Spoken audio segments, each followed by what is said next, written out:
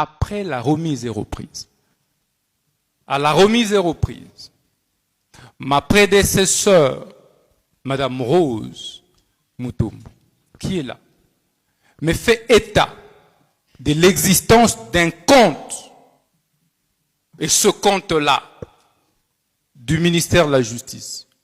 Mais ce compte qui n'a jamais été créé par le ministre d'État, Constant Mutamba. Il lui indique qu'il y a ce compte à l'Arobank, dans lequel sont logés 8 millions de dollars. Intéressant. Mais d'où proviennent ces 8 millions de dollars? Je trouve que l'IGF contrôle ce compte ainsi que la CNRF. J'adresse une correspondance. De quoi s'agit-il? Ma prédécesseur, déjà, lors de la remise et reprise, m'indique, et cela est confirmé, que cela fait suite au paiement de l'indemnisation par l'Ouganda, à la suite de la condamnation par ce dernier, par la Cour internationale de justice, pour la guerre perpétrée par l'armée ougandaise dans la partie orientale, dont je suis moi-même victime. Direct. Parce que j'ai vécu toutes ces guerres, des années 90 à 2000, à Kisangani. Et comment on le gère? On me donne la grille de répartition, la lettre versée dans le dossier. Je demande une séance de travail après avec la CNRF. Il est là, le secrétaire exécutif Kisula Adler, qui me confirme la même chose, que voici comment, lorsque ce fonds arrive au regard de l'arrêt de la Cour, dans les pages 107, 108, 109 de l'arrêt, tout est dit, où l'on distingue, l'arrêt distingue, et en répartissant, en ventilant ce montant, selon qu'il s'agit de l'indemnisation individuelle, collective, des dommages environnementaux. Et à côté, il y a un décret qui crée. Ce décret a été pris avant la prise de cet arrêt d'ailleurs, et antérieur.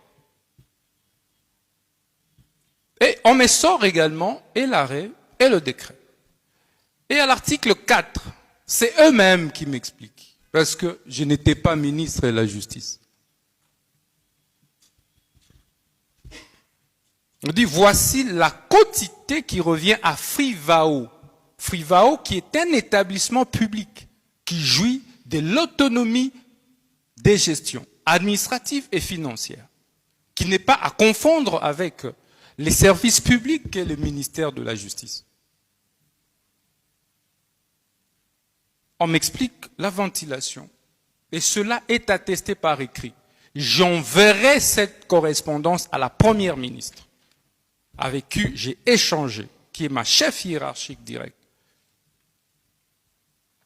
Et à la suite de cela, je vais présenter cette situation à la haute hiérarchie du pays. Après cette présentation en disant que j'ai trouvé 8 millions dans ce compte, mais au niveau de Frivao, voici la situation. Mais dans ce compte-là de 8 millions, au regard de la ventilation, il y a un reliquat, il y a un manquant de plus ou moins 16 millions de dollars, dont je n'ai pas vu les traces. Et pendant ce temps, le ministère public était ministère public. Et, Monsieur le Président, je l'ai saisi, j'ai saisi le ministère public. pour que on éclaircisse comment ce fonds avait été géré avant. Pourquoi? Parce que je veux trouver qu'une partie aurait servi à payer la SNEL. C'est 9 millions qui auraient servi à payer la SNEL. Et les preuves sont là. Je suis en train de répondre à la question magique du ministère public, Monsieur le Président. 9 millions. OK. Et le reste d'argent a servi à quoi? Pourquoi on a payé à la SNEL 9 millions sur cette rubrique des dommages environnementaux? Parce que il y avait un problème d'électrification de la ville d'Ekisangani.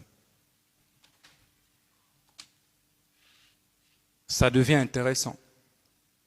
On pose la question, comment j'utilise alors le 8 millions? Il dit non, c'est à définir selon les priorités. Voilà comment je ferai une note d'information au gouvernement que j'ai personnellement présentée au Conseil des ministres. Après les évasions de la prison de Makala, on se rend compte avec le même ministère public qu'il y a urgence à construire de nouvelles infrastructures pénitentiaires. Depuis 1960, on n'a construit aucune prison, aucune maison d'arrêt. Toutes les prisons qu'il y a ont été construites avant 1960. Et pendant ce temps, la population a décuplé. Le nombre de criminels a décuplé. Les prisonniers meurent chaque jour par étouffement. Le ministère public ne sait même plus où envoyer des prévenus. Mais c'est pourquoi je pense, moi aussi, je suis libre en ce moment. Je comparais un homme libre parce que peut-être qu'il ne sait pas où m'envoyer. Parce que Makala est encore bondé de prisonniers. Au vu de ces urgences, il y a eu beaucoup de morts le 1er septembre 2024. Le Conseil de ministres, la haute hiérarchie va instruire. Et après des séances de travail avec le ministère public, à travers une commission qui était mise en place, qu'il y a nécessité de procéder à la construction des nouvelles prisons et des maisons d'arrêt.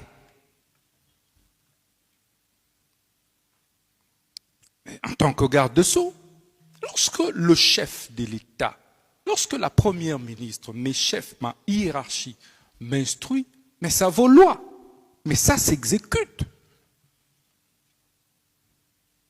Je veux retourner dans mon bureau, et c'est là qu'on présente la situation des 8 millions. Mais dans le compte du ministère, il y a 8 millions auxquels on n'a pas touché. Je préfère, plutôt que de dilapider ces 8 millions, que ça serve à la construction d'une prison ou d'une grande maison d'arrêt, selon vos instructions, en plein Conseil des ministres. Il sera décidé, parce que moi je proposais d'ériger une grande maison d'arrêt ici à Kinshasa, avec ce 8 millions au départ, pour régler d'abord rapidement cette question des surpopulations carcérales de Makala. C'est au Conseil qu'on dira non, puisque ce 8 millions viennent des activités illicites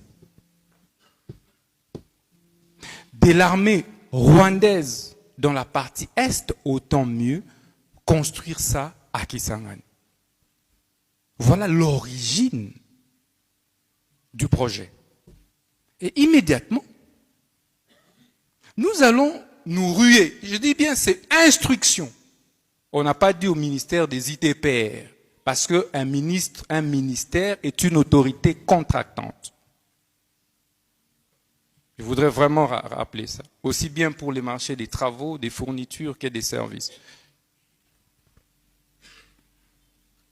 On instruit le ministre de la Justice à le faire. on s'emploie, on commence à chercher quelle est l'entreprise qui peut accepter à moindre coût de pouvoir travailler d'abord sur la première maquette que nous avions. J'ai effectué moi-même le déplacement à Kisangani. On a vu et le terrain. J'ai été là. Des terrains d'ailleurs. Un vers la rive gauche, à Osio, les centres pénitentiaires d'Osio. L'autre rive droite, non loin de l'aéroport. Et de là, Monsieur le Président, les entreprises, certaines, puisqu'il s'agit du gré à gré. Pourquoi gré à gré? Parce que, naturellement, la construction de la prison relève de la sécurité de l'État. On ne peut pas procéder par l'appel d'offres. C'est ce que dit la loi sur le marché public. C'est un marché spécial. Et on n'a jamais construit ça. Donc c'est une première expérience pour nous. Et on cherche alors, j'en viens pour savoir comment cet argent a quitté le compte du ministère pour être logé dans le compte de l'entrepreneur. Parce que c'est ça que, apparemment, on dit qu'il s'agit du détournement.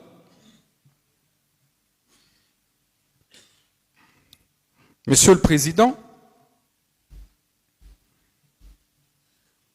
c'est de cette façon qu'on va recruter l'entrepreneur Zion. Et c'est de cette façon, puisque pendant ce temps, l'Ouganda paye la 3e annuité. La première, la 2e annuité, je n'étais pas ministre. Donc c'est la 3e annuité qui me trouve ministre. Et on paye.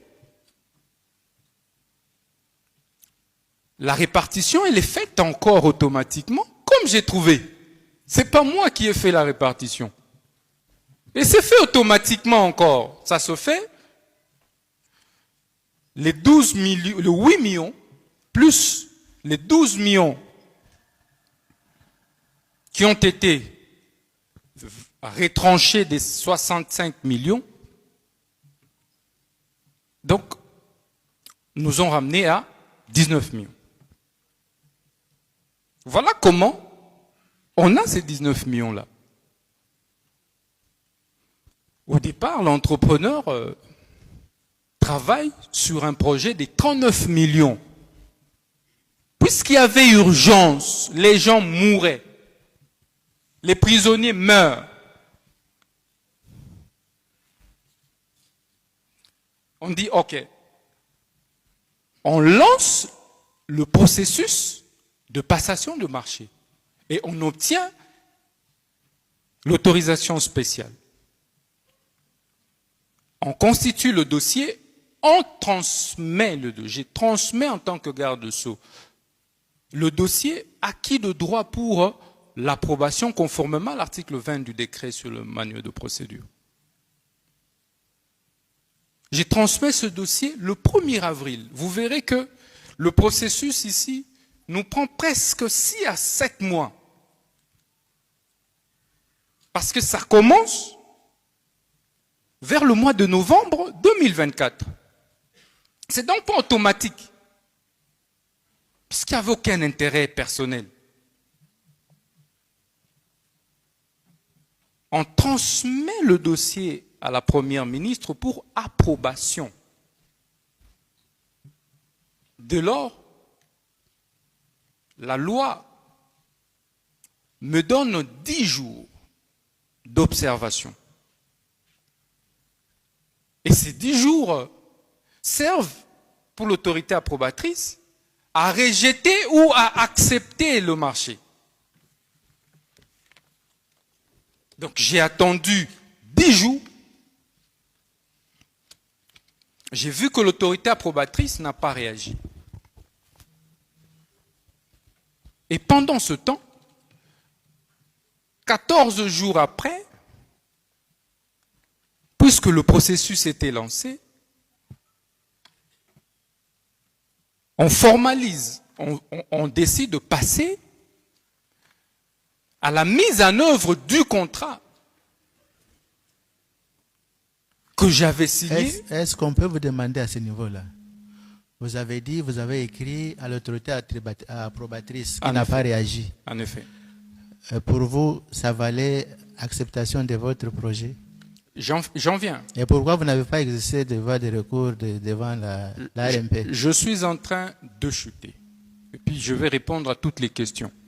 Je réponds à la première question et puis je vais répondre à toutes les sous-questions. Il n'y a pas de problème. Monsieur le Président, honorable membre de la composition, pendant les 10 jours, l'autorité approbatrice a la latitude, parce que c'est la dernière phase de la censure. Et la loi me dit, 10 jours après, l'approbation est tacite. Bon, pour moi, étant donné qu'au mois de décembre, la première ministre m'avait encore écrit formellement, la lettre est dans les pièces, pour m'instruire d'accélérer le processus de construction des prisons, je me dis, ok, l'approbation est tacite, on y va alors. Mais je me rends compte, effectivement, que le contrat initial est de 39 millions. Alors on se dit, déjà avec la difficulté de financement, parce que j'ai un financement réel, c'est d'abord 19 millions. Je dis, avec la difficulté de trésorerie, on ne sait pas si on saura encore. La prison était d'une capacité de 3000 détenus. Pendant ce temps, je vais demander à l'entrepreneur que l'on revoie à la baisse de 3000 à 2000 détenus la capacité pour permettre de rabaisser le prix. Mais c'est comme ça que nous sommes partis. Au lieu de 39 millions, nous avons, avec l'entrepreneur, conclu pour un montant, un coût global de 29 millions. Pendant ce temps, puisque ça ne préjudicie pas, d'ailleurs c'est l'État qui gagne 10 millions. Si j'étais un petit malin, détourneur, j'allais laisser les 39 millions. Je dis non, je dois faire gagner à l'État 10 millions de plus. On en reste avec l'entrepreneur à 29 millions. Puisqu'il y a urgence, je rappelle que le gré à gré intervient en cas d'urgence. Et c'est légal. C'est pendant ce temps qu'effectivement, nous allons convenir, je vais faire une lettre à l'entrepreneur. Je vais lui demander d'ouvrir un compte au niveau de la Robanque. Pourquoi? Parce que lorsque mes services vont demander comment s'opèrent les transferts de banque à banque, le coût des frais de justice s'élève à 300 000 $, Monsieur le Président, des frais bancaires. 300 000 $. Je dis, mais déjà, on n'a pas d'argent. Comment on va encore, dans le même compte, supporter les frais bancaires de 300 000 $? C'est là que je vais demander à l'entrepreneur qui n'avait ce compte qu'à la BCDC, je dis bien. Je dis non, il faut alors dans ce cas, et formellement, ouvrir un compte à la Robanque. Pour que il y ait 0 $ comme frais bancaires. C'était autour de 2,85 $. Et c'est là qu'on ouvre l'entreprise là ouvre le compte. Et on ordonne en même temps, effectivement, j'ai signé cet ordre de paiement. Donc je voudrais vraiment rassurer le ministère public. L'ordre de paiement auquel il a fait allusion, je l'ai signé en âme et conscience et en toute responsabilité. Et c'est comme ça que cet argent est entré dans le compte de l'entrepreneur. Voilà, Monsieur le Président, le contexte dans lequel ces paiements a été effectué. Alors, au moment où c'était dans un compte dit séquestre, au moment où nous faisons des formalités, pour maintenant commencer à ventiler les dépenses, parce qu'on a prévu de lancer les travaux au mois de mai